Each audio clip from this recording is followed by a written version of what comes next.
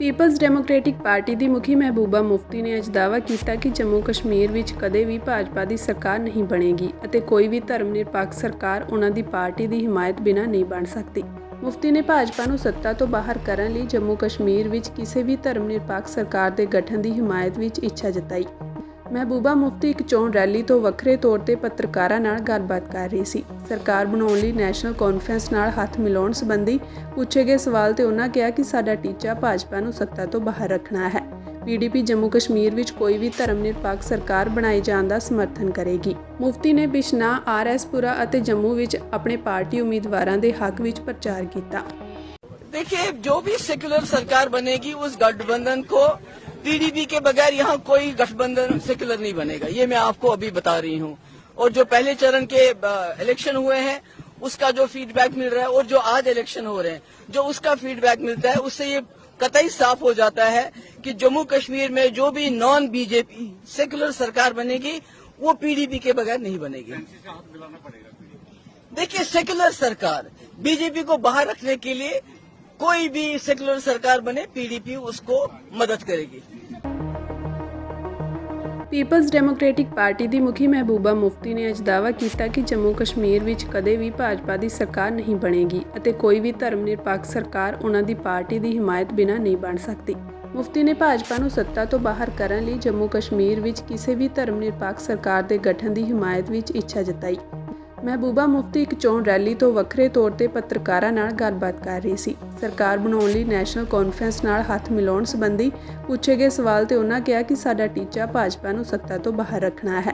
PDP Jammu Kashmir ਵਿੱਚ ਕੋਈ ਵੀ ਧਰਮ ਨਿਰਪੱਖ ਸਰਕਾਰ ਬਣਾਏ ਜਾਣ ਦਾ ਸਮਰਥਨ ਕਰੇਗੀ। ਮੁਫਤੀ ਨੇ ਬਿਸ਼ਨਾਹ, ਆਰਐਸਪੁਰਾ ਅਤੇ ਜੰਮੂ ਵਿੱਚ ਆਪਣੇ ਪਾਰਟੀ ਉਮੀਦਵਾਰਾਂ ਦੇ ਹੱਕ ਵਿੱਚ ਪ੍ਰਚਾਰ ਕੀਤਾ। देखिए, जो भी सेक्युलर सरकार बनेगी उस गठबंधन को पीडीपी के बगैर यहाँ कोई गठबंधन सेक्युलर नहीं बनेगा, ये मैं आपको अभी बता रही हूँ। और जो पहले चरण के इलेक्शन हुए हैं उसका जो फीडबैक मिल रहा है और जो आज इलेक्शन हो रहे हैं जो उसका फीडबैक मिलता है उससे ये कतई साफ हो जाता है कि जम्मू कश्मीर में जो भी नॉन बीजेपी सेक्युलर सरकार बनेगी वो पीडीपी के बगैर नहीं बनेगी। देखिए, सेक्युलर सरकार बीजेपी को बाहर रखने के लिए कोई भी सेक्युलर सरकार बने पीडीपी उसको मदद करेगी। ਪੀਪਲਜ਼ ਡੈਮੋਕ੍ਰੈਟਿਕ ਪਾਰਟੀ ਦੀ ਮੁਖੀ ਮਹਿਬੂਬਾ ਮੁਫਤੀ ਨੇ ਅੱਜ ਦਾਅਵਾ ਕੀਤਾ ਕਿ ਜੰਮੂ ਕਸ਼ਮੀਰ ਵਿੱਚ ਕਦੇ ਵੀ ਭਾਜਪਾ ਦੀ ਸਰਕਾਰ ਨਹੀਂ ਬਣੇਗੀ ਅਤੇ ਕੋਈ ਵੀ ਧਰਮ ਨਿਰਪੱਖ ਸਰਕਾਰ ਉਹਨਾਂ ਦੀ ਪਾਰਟੀ ਦੀ ਹਿਮਾਇਤ ਬਿਨਾਂ ਨਹੀਂ ਬਣ ਸਕਦੀ। ਮੁਫਤੀ ਨੇ ਭਾਜਪਾ ਨੂੰ ਸੱਤਾ ਤੋਂ ਬਾਹਰ ਕਰਨ ਲਈ ਜੰਮੂ ਕਸ਼ਮੀਰ ਵਿੱਚ ਕਿਸੇ ਵੀ ਧਰਮ ਨਿਰਪੱਖ ਸਰਕਾਰ ਦੇ ਗਠਨ ਦੀ ਹਿਮਾਇਤ ਵਿੱਚ ਇੱਛਾ ਜਤਾਈ। ਮਹਿਬੂਬਾ ਮੁਫਤੀ ਇੱਕ ਚੋਣ ਰੈਲੀ ਤੋਂ ਵੱਖਰੇ ਤੌਰ ਤੇ ਪੱਤਰਕਾਰਾਂ ਨਾਲ ਗੱਲਬਾਤ ਕਰ ਰਹੀ ਸੀ। ਸਰਕਾਰ ਬਣਾਉਣ ਲਈ ਨੈਸ਼ਨਲ ਕਾਨਫਰੰਸ ਨਾਲ ਹੱਥ ਮਿਲਾਉਣ ਸੰਬੰਧੀ ਪੁੱਛੇ ਗਏ ਸਵਾਲ ਤੇ ਉਹਨਾਂ ਕਿਹਾ ਕਿ ਸਾਡਾ ਟੀਚਾ ਭਾਜਪਾ ਨੂੰ ਸੱਤਾ ਤੋਂ ਬਾਹਰ ਰੱਖਣਾ ਹੈ। ਪੀਡੀਪੀ ਜੰਮੂ ਕਸ਼ਮੀਰ ਵਿੱਚ ਕੋਈ ਵੀ ਧਰਮ ਨਿਰਪੱਖ ਸਰਕਾਰ ਬਣਾਏ ਜਾਣ ਦਾ ਸਮਰਥਨ ਕਰੇਗੀ। ਮੁਫਤੀ ਨੇ ਬਿਸ਼ਨਾਹ, ਆਰਐਸਪੁਰਾ ਅਤੇ ਜੰਮੂ ਵਿੱਚ ਆਪਣੇ ਪਾਰਟੀ ਉਮੀਦਵਾਰਾਂ ਦੇ ਹੱਕ ਵਿੱਚ ਪ੍ਰਚਾਰ ਕੀਤਾ। देखिए, जो भी सेक्युलर सरकार बनेगी उस गठबंधन को पीडीपी के बगैर यहाँ कोई गठबंधन सेक्युलर नहीं बनेगा, ये मैं आपको अभी बता रही हूँ। और जो पहले चरण के इलेक्शन हुए हैं उसका जो फीडबैक मिल रहा है और जो आज इलेक्शन हो रहे हैं जो उसका फीडबैक मिलता है उससे ये कतई साफ हो जाता है कि जम्मू कश्मीर में जो भी नॉन बीजेपी सेक्युलर सरकार बनेगी वो पीडीपी के बगैर नहीं बनेगी। देखिए, सेक्युलर सरकार बीजेपी को बाहर रखने के लिए कोई भी सेक्युलर सरकार बने पीडीपी उसको मदद करेगी। ਪੀਪਲਜ਼ ਡੈਮੋਕ੍ਰੈਟਿਕ ਪਾਰਟੀ ਦੀ ਮੁਖੀ ਮਹਿਬੂਬਾ ਮੁਫਤੀ ਨੇ ਅੱਜ ਦਾਅਵਾ ਕੀਤਾ ਕਿ ਜੰਮੂ ਕਸ਼ਮੀਰ ਵਿੱਚ ਕਦੇ ਵੀ ਭਾਜਪਾ ਦੀ ਸਰਕਾਰ ਨਹੀਂ ਬਣੇਗੀ ਅਤੇ ਕੋਈ ਵੀ ਧਰਮ ਨਿਰਪੱਖ ਸਰਕਾਰ ਉਹਨਾਂ ਦੀ ਪਾਰਟੀ ਦੀ ਹਿਮਾਇਤ ਬਿਨਾਂ ਨਹੀਂ ਬਣ ਸਕਦੀ।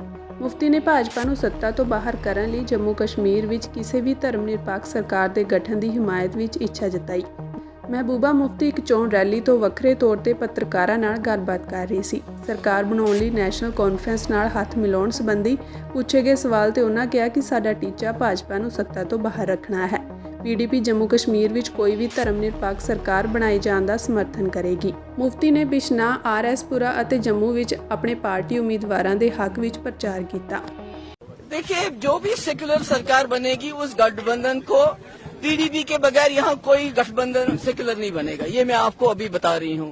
और जो पहले चरण के इलेक्शन हुए हैं उसका जो फीडबैक मिल रहा है और जो आज इलेक्शन हो रहे हैं जो उसका फीडबैक मिलता है उससे ये कतई साफ हो जाता है कि जम्मू कश्मीर में जो भी नॉन बीजेपी सेकुलर सरकार बनेगी वो पीडीपी के बगैर नहीं बनेगी।